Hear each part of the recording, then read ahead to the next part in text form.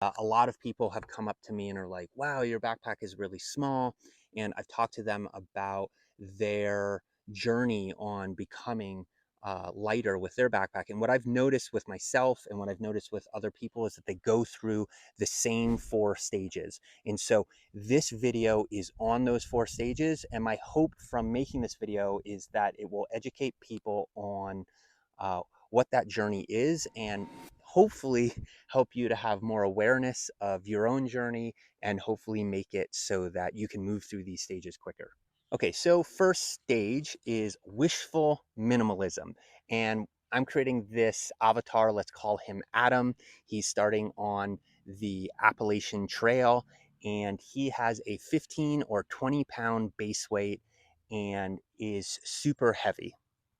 And immediately when he gets out on the trail, probably in the first 3 miles, he realizes, I am super heavy.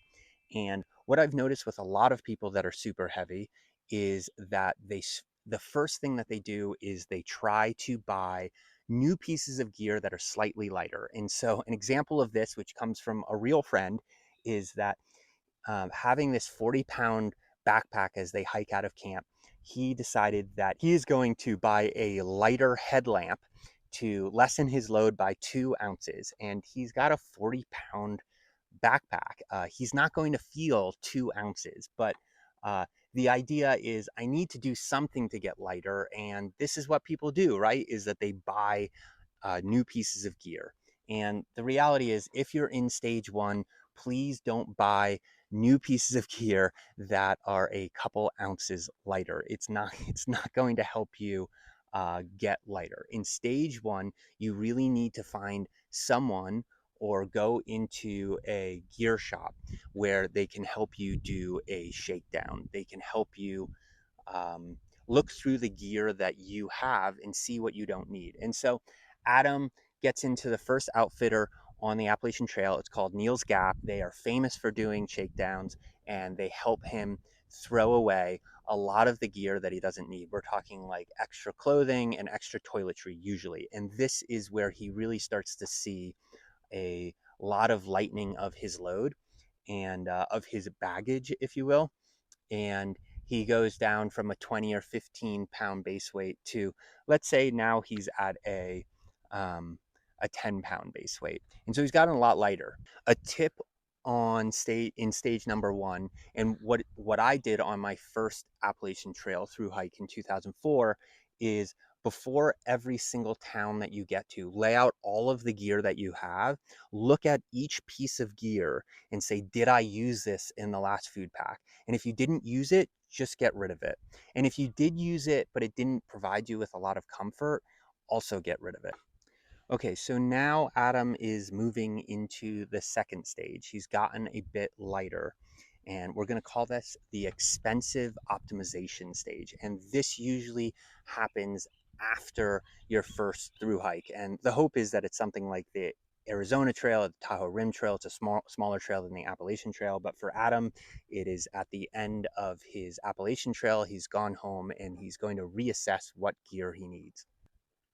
So he goes online, he starts looking at Z packs, hyperlight mountain gear, enlightened equipment, and he buys himself a quilt that's like $400, and an X Mid Pro from Durston, which is probably like $1,000, and he probably spends around $4,000. He's bought a lot of stuff with dynamic Cuban fiber, and now he's lighter. Now he's 8-9 pounds, and he's excited to go out on his next through hike of, let's call it, the Colorado Trail. But he's still not ultralight, and he's bummed out about this because he wants a 6-pound base weight. And the reason why he's not ultralight yet is because of one of the obstacles that keeps people from moving through these stages quickly. And this is what I would call, just like conventionally, what you think backpacking gear is a full backpack with load lifters and a hip belt, a tent that's fully enclosed with bug netting and a floor, a sleeping bag that's like a mummy sleeping bag that has a hood and a zipper, etc., etc. So Adam goes out on the Arizona Trail or the Colorado Trail, and he's not as light as he wants to. And the reason why is because of he's still looking at backpacking from sort of a conventional outlook. And the lesson at this stage is you want your gear choices to match your climate and your conditions, not what you think gear is supposed to be. So once Adam gets back from his second through hike, he gets into the third stage of ultralight backpacking, and this is what we're going to call the overzealous cutter. He Someone on his last through hiker let him know about lighterpacks.com, which is a website that lets you put all of the gear that you have into a list, into a spreadsheet, and it shows you the weight for each piece of gear and then puts that into a pie chart so that you can really see where you're sort of getting weighted down, what's weighing more, and you can start getting really obsessive about grams as opposed to ounces and just really obsessing about the little things.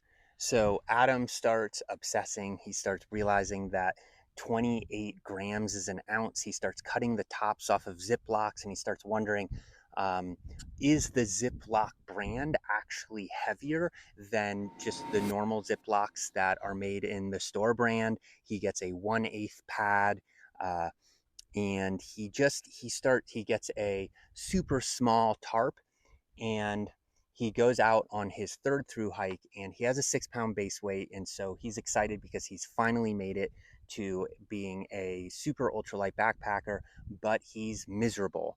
But this is a really important stage. It's the last stage. It's the stage right before it's sort of the last stage that you get to before you get to being actually an ultralight backpacker. And this is where you realize what you actually need to be comfortable. And so some people can sleep on a 1/8 foam pad. Some people are comfortable getting a bit wet and carrying a smaller tarp. And some people are not. And so he's going to be really uncomfortable, but he's going to realize the particular things that he needs specifically to be comfortable and what are the things that he doesn't need. And this is going to move him into stage 4, which is what I would call a true ultralighter. A true ultralighter cares about comfort throughout the trail. So the objective of being an ultralighter is to be as comfortable as possible for as much time as possible. You want to be ultralight because it's more comfortable in trail when you have less weight.